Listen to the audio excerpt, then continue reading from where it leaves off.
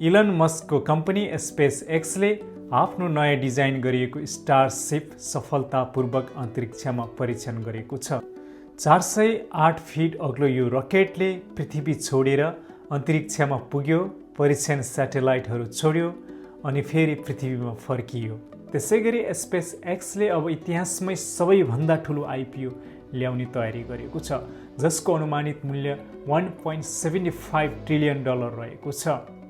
Starship भविष्यमा दिनमा धेरै पटक उड्नेछ, हजारौं स्टारलिङ्क स्याटेलाइट अन्तरिक्षमा लैजानेछ र संसारभर इन्टरनेट पुर्याउने यसको लक्ष्य रहेको छ।